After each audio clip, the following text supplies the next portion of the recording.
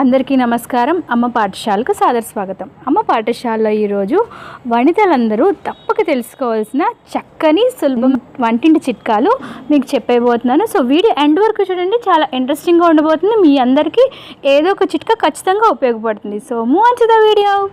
మనందరం దోశలు ఎక్కువగా తింటూ ఉంటాం. సో దోశలు మనం జనరల్గా బయట హోటల్స్లో కనుక చూస్తే కలర్ చాలా బ్రౌనిష్గా చాలా అందంగా ఉంటుంది, చాలా టెంప్టింగ్గా ఉంటుంది, చూడగానే తినేయాలనిపిస్తుంది. కానీ మన ఇంట్లో చేసే దోశలు మాత్రం లైట్ వైట్ కలర్లో ఉంటాయి. సో మన ఇంట్లో చేసే దోశలు కూడా హోటల్లో చేసే దోశల్లాగా మంచి కలర్ రావాలంటే మీరు దోశల పిండి ఉంటుంది కదా, ఆ దోశల పిండిలో 1 స్పూన్ షుగర్ వేయండి. చాలు. షుగర్ వేసి కలిపేసి దోశలు కనుక వేసుకున్నారంటే హోటల్ స్టైల్లో దోశలు వచ్చేస్తాయి. సో ఇప్పుడు మీరు చూస్తున్నారు కదా ఎంత చక్కని కలర్లో వచ్చాయి. సో ఈ చిట్కా కనుక మీకు ఉపయోగపడితే మీరు పాటించండి. నిమ్మకాయలు ఎక్కువ రోజులు నిలువ ఉండాలంటే నిమ్మకాయని ఏం చేస్తారంటే ఒక పేపర్ తీసుకొని ఆ పేపర్ నిమ్మకాయలు చుట్టేయండి. ఆ చుట్టిన నిమ్మకాయలు మీరు ఫ్రిడ్జ్లో పెడితే ఎక్కువ కాలం నిమ్మకాయలు పాడవకుండా ఉంటాయి. దానికి కారణం ఏంటంటే నిమ్మకాయకి పట్టిన తడి ఉంటుంది కదా, ఆ తడిని ఈ పేపర్ పీల్చడం వల్ల ఎక్కువ కాలం పాడవకుండా ఉంటాయి. మన ఫ్రిడ్జ్లో రకరకాల వస్తువులు పెడుతూ ఉంటాం. పిండిలు పెడతాం, నాన్ వెజ్ పెడతాం, వెజ్ ఐటమ్స్ పెడతాం, ఇలా రకరకాల వస్తువులు పెడుతూ ఉంటాం. సో అందువల్ల ఫ్రిడ్జ్లో ఒక రకమైన వాసన వస్తుంది. సో అటువంటి వాసన రాకుండా ఉండాలంటే చక్కని చిట్కా చెప్పేస్తాను. ఒక నిమ్మకాయ తీసుకోండి, దాన్ని 2గా డివైడ్ చేయండి. డివైడ్ చేసేసి ఎక్కడెక్కడ ఒక్కొక్క షెల్ఫ్లో ఒక్కొక్క నిమ్మకాయ పెట్టండి. సో మొత్తానికి మీకు 3 షెల్ఫ్లు ఉన్నాయనుకోండి, 3 షెల్ఫ్లో ఒక్కొక్క నిమ్మకాయ పెడితే ఆ ఫ్రిడ్జ్లో ఉన్న చెడు వాసన అంతటినీ ఈ నిమ్మకాయ పీల్చేసుకొని చక్కని సువాసన వస్తుంది మీ ఫ్రిడ్జ్. ఈ చిట్కా కనుక మీకు ఉపయోగపడుతుందంటే పాటించండి. ఇప్పుడు నేను చెప్పబోయే చిట్కా ఖచ్చితంగా మీ అందరికీ ఉపయోగపడుతుంది. మన ఇంట్లో డ్రై ఫ్రూట్స్ ఉంటాయి కదా, బాదం, జీడిపప్పు, వాట్ ఎవర్ డ్రై ఫ్రూట్స్ ఉంటే వాటిని ఎక్కువ కాలం నిలువ ఉండాలంటే ఈ చిట్కా పాటించండి. ఆ డ్రై ఫ్రూట్స్ అంతటిని ఒక ఎయిర్ టైట్ కంటైనర్లో పెట్టుకోండి. ఆ ఎయిర్ టైట్ కంటైనర్లో పెట్టిన వాటిని ఫ్రిడ్జ్లో ఉంచండి. ఇలా చేయడం వల్ల మీకు డ్రై ఫ్రూట్స్ ఎక్కువ కాలం పాడవకుండా ఉంటాయి. బాదం, పిస్తా, వాల్నట్స్, ఏ డ్రై ఫ్రూట్స్ అయినా సరే ఇలాగే సేమ్ ఒక ఎయిర్ టైట్ కంటైనర్లో పెట్టి మీరు ఫ్రిడ్జ్లో కనుక వాడుకుంటే ఎక్కువ రోజులు డ్రై ఫ్రూట్స్ అనేవి పాడవకుండా ఉంటాయి. మనందరి ఇంట్లో చీమలు ఖచ్చితంగా ఉంటాయి. సో చీమలు వెళ్ళి ఖచ్చితంగా పంచదార మీద చేరుతాయి. సో పంచదార చీమలు పట్టకుండా ఉండాలంటే పంచదార వేసే డబ్బాలో కొంచెం లవంగాలు వేయండి. వేయడం వల్ల చీమలు పట్టవు. సో మనం పంచదారని మనం కాపాడుకోవచ్చు. మనందరం యూజ్ చేస్తూ ఉంటాం. తెచ్చిన మరుసటి రోజుకి అరటిపళ్ళు పాడైపోతూ ఉండే. సో అరటిపండు ఎక్కువ రోజు పాడవకుండా ఉండాలంటే పైన మూటిక ఉంటుంది కదా, వాటికి ఒక ఫాయిల్ పేపర్ చుట్టండి. ఫాయిల్ పేపర్ చుట్టు కనుక ఉంచితే అరటిపండు ఎక్కువ రోజులు పాడవకుండా మినిమం 3 to 4 days ఉంటుంది. ఈ చిట్కా కనుక మీకు నచ్చితే ఫాలో అవ్వండి. సీ ఫుడ్ తినేవారు అందరూ ఖచ్చితంగా ఫిష్ని తింటారు. మరి ఫిష్ నీసు వాసన రాకుండా ఉండాలంటే ఫిష్ని కడిగేటప్పుడు పసుపు, పెరుగు కనుక వేసి కనుక మీరు ఫిష్ని కనుక క్లీన్ చేస్తే ఫిష్లో నుంచి ఎటువంటి నీసు వాసన రాకుండా ఉంటుంది. ఈ చిట్కా నాకు చాలా హెల్ప్ఫుల్ అయ్యింది. సో మీకు కూడా హెల్ప్ఫుల్ అవుతుందని ఆశిస్తున్నాను. డస్ట్బిన్లో మనందరం కవర్ వేస్తూ ఉంటాం. ఆ కవరు ఏమైనా ఒక పదార్థం వేస్తే వెంటనే పడిపోతూ ఉంటుంది. సో అలా పడిపోకుండా ఉండాలంటే సింపుల్ చిట్కా చెప్పేస్తాను, పాటించేయండి. ఆ డస్ట్బిన్ కవర్ చుట్టూ ఒక 2 క్లిప్పులు పెట్టండి. జనరల్గా మనం బట్టలు పెడతాం కదా, ఆ క్లిప్పులు పెట్టండి. సో ఆ బట్టల క్లిప్పులు ఆ కవర్ నిండిపోగానే ఆ క్లిప్పులు తీసేయండి. మళ్ళీ క్లిప్పులు పెట్టండి, మళ్ళీ క్లిప్పులు తీసేయండి.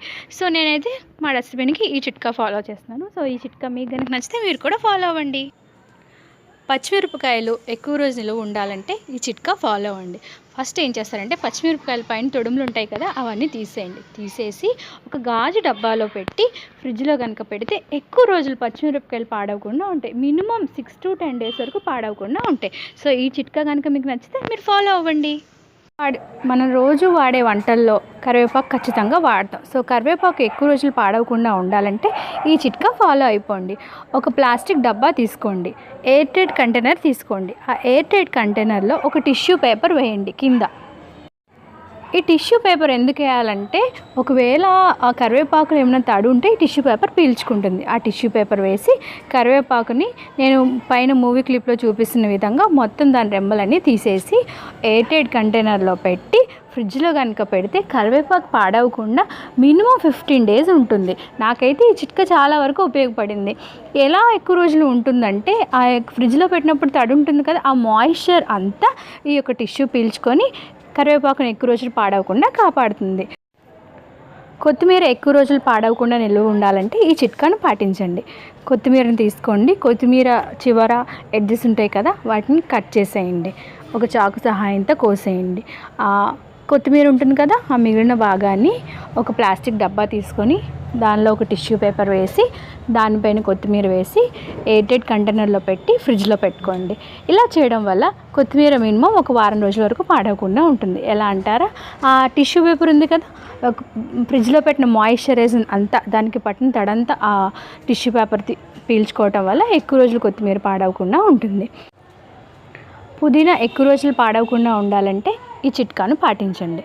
పుదీనాను చివర ఎడ్జెస్ ఉంటాయి కదా, ఆ ఎడ్జెస్ని కట్ చేసేయండి. ఇప్పుడు తీసుకున్న పుదీనాని ఒక ఎయిర్ టైట్ ప్లాస్టిక్ కంటైనర్లో పెట్టండి. దానికన్నా ముందు ఆ ప్లాస్టిక్ కంటైనర్ చివర ఒక టిష్యూ పేపర్ వేయండి. ఆ టిష్యూ పేపర్ ఆ పుదీనాలో ఉన్న తడిని అంటే మాయిశ్చర్ అంతా పీల్చుకొని పుదీనాని ఎక్కువ రోజులు పాడవకుండా ఉంటుంది. స్వీట్ కార్న్ ఎక్కువ రోజులు పాడవకుండా ఉండాలంటే ముందుగా ఏం చేయాలంటే స్వీట్ కార్న్ని చిన్న చిన్నగా మనం విడదీసుకోవాల్సి ఉంటుంది. సో పైన వీడియో క్లిప్లో చూస్తున్న విధంగా ఒక చాకు సహాయంతో ఫస్ట్ ఒక లైన్ అంతటిని స్వీట్ కార్న్ తీసేయండి. చాకుని ఒకసారి అప్వర్డ్ చేస్తే ఒకసారి డౌన్వర్డ్ డైరెక్షన్లో, అంటే ఒకసారి రైట్ ఒకసారి లెఫ్ట్ డైరెక్షన్లో కనుక మీరు తీస్తే ఒక లైన్ వచ్చేస్తుంది. సో ఒక లైన్ వచ్చాక మనకు ఒక గ్యాప్ వస్తుంది కదా, ఆ గ్యాప్ నుంచి ఈజీగా చేతి వేళ్ళ సహాయంతో మనం స్వీట్ కార్న్ అనేది ఒలిచేయచ్చు అనమాట. సో ఈ ఒలిచిన స్వీట్ కార్న్ని ఒక ఎయిర్ టైట్ కంటైనర్లో పెట్టి మనం ఫ్రిడ్జ్లో కనుక పెట్టుకుంటే స్వీట్ కార్న్ పాడవకుండా ఒక 7 నుంచి 10 రోజుల వరకు ఉంటుంది. సో ఈ చిట్కా నాకు చాలా వరకు ఉపయోగపడింది. సో మీకు కూడా ఉపయోగపడుతుంది, ఖచ్చితంగా ఫాలో అవ్వండి. అన్నీ వేసి చూడు నన్ను వేసి చూడు అనే ఉప్పు జనరల్గా మనం అందరం రోజు వంటల్లో ఉపయోగిస్తూ ఉంటాం. సో ఉప్పు ఏం చేస్తామంటే మనం వంట చేసేసుకొని ఉప్పు వేసేసుకొని ఉప్పు మూత తీసి పక్కన పెట్టేస్తూ ఉంటాం. సో అలా తీయడం వల్ల ఉప్పులో ఉన్న ఐడిన్ అనేది పోతుందన్నమాట గాల్లో కలిసి. సో మీ వంట పని మీరు అయిపోగానే ఆ యొక్క ఉప్పు పైన పాత్ర వెంటనే పెట్టేయండి. ఉప్పు పైన మూత వెంటనే పెట్టడం వల్ల అది దానిలో ఉన్న అయోడిన్ దాంట్లోనే ఉంటుంది. మీ వంట అయిపోగానే ఆ ఉప్పు మీద పాత్ర పెట్టడం మర్చిపోకండి. మనం వండే వంటల్లో ఒక్కోసారి ఫ్రైస్ చేస్తూ ఉంటాం కదా, ఆ ఫ్రైలో కారం కనుక ఎక్కువైపోతే కారం కానీ ఉప్పు కానీ ఏది ఎక్కువైపోయినా సరే వెంటనే శనగపిండి వేయండి. ఆ శనగపిండి ఆ ఫ్రైలో కనుక కారం కానీ ఉప్పు కానీ ఆయిల్ కానీ ఎక్కువైపోతే పీల్చుకుంటుంది. సో ఈ చిట్కా నాకు చాలా వరకు ఉపయోగపడుతుంది. సో మీకు కూడా ఉపయోగపడుతుందని ఆశిస్తున్నాను. గ్రేవీ కర్రీస్ ఉంటాయి కదా, అంటే బీరకాయ దొండకాయ మనం గ్రేవీ కర్రీస్ చేసుకుంటాం కదా, ఆ గ్రేవీ కర్రీస్లో ఒకవేళ ఉప్పు కానీ కారం కానీ ఎక్కువైతే ఈ చిట్కా ఫాలో అవ్వండి.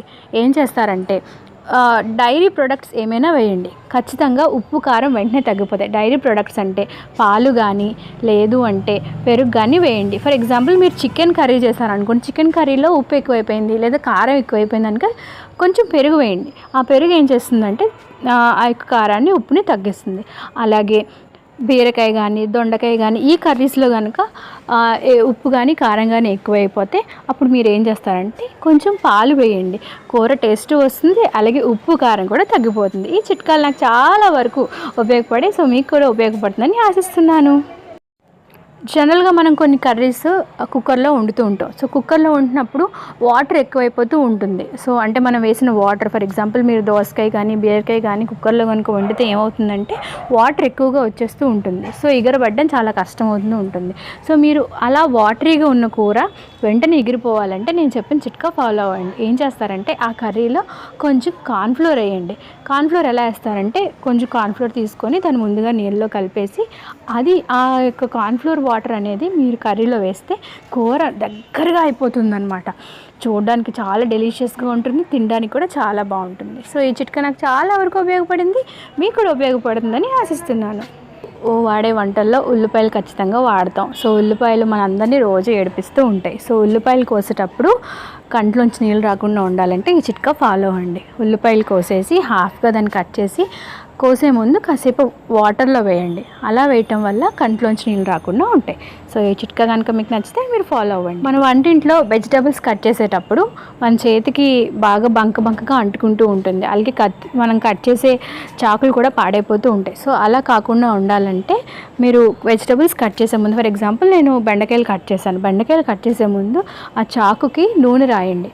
అలాగే మీ చేతికి కూడా నూనె రాసుకోవటం ఇలా చేయడం వల్ల చాకు యొక్క జారుతనం తగ్గిపోదు, మీ చేతికి కూడా ఎలాంటి బంక అవ్వకుండా ఉంటుంది. సో ఈ చిట్కా కనుక మీకు నచ్చితే ఫాలో అవ్వండి. మన హోటల్లో చూస్తే రైస్ చాలా పువ్వుల్లాగా వికసిస్తూ ఉంటుంది. సో అలాగే మన ఇంట్లో చేసే వంటల్లో కూడా రైస్ వికసిస్తూ ఉండాలంటే మీరు రైస్ చేసే ముందు, రైస్ వండే ముందు కొంచెం వంట నూనె వేయండి. ఆ వంట నూనె వేయడం వల్ల రైస్ ఒకదానికొకటి అతుక్కోకుండా వెరవెరలాడుతూ పువ్వుల్లా వస్తాయి. ఇంటింట్లో గరిటెలు వండేసుకొని ఎక్కడో పక్కన పెట్టేస్తూ ఉంటాం. సో అలా అప్పుడు మళ్ళీ కావాల్సి వచ్చినప్పుడు గరిటె ఎత్తుకుంటూ ఉంటాం. సో అలా కాకుండా ఉండాలంటే సో ఏం చేస్తానంటే ఒక హ్యాండిల్కి నేను మూవీ క్లిప్లో చూస్తున్న విధంగా, వీడియో క్లిప్లో చూపిస్తున్న విధంగా పెట్టేయండి. సో అలా పెట్టడం వల్ల మీరు వెతుక్కోవాల్సిన పని ఉండదు, అక్కడే చక్కగా ఉంటుంది. సో నేనైతే వంట చేసినప్పుడు ఆ యొక్క హ్యాండిల్కి ఏదైతే నా గరిటెలు ఉంటాయో అక్కడ పెట్టుకుంటాను. అక్కడ పెట్టుకోవడం వల్ల మీ టైం కూడా సేవ్ అవుతుంది. దోశలు చక్కగా క్రిస్పీగా రావాలంటే ఈ చిట్కా ఫాలో అవ్వండి. దోశ పిండి కలుపుతారు కదా, దానికోసం మినపప్పు, రైస్ కూడా కలుపుతాం కదా. ఆ రైస్తో పాటు మీరు ఏం చేస్తారంటే కొంచెం కలిపేటప్పుడు కొంచెం మెంతులు, కొంచెం శనగపప్పు కనుక వేస్తే దోశలు క్రిస్పీగా వస్తాయి. సో ఈ చిట్కా నాకు చాలా వరకు ఉపయోగపడింది. సో మీకు కూడా ఉపయోగపడుతుందని ఆశిస్తున్నాను. కొబ్బరికాయ త్వరగా పెచ్చు రావాలంటే మీరు కొబ్బరికాయ యూస్ చేసే ముందు ఫ్రిడ్జ్లో పెట్టండి.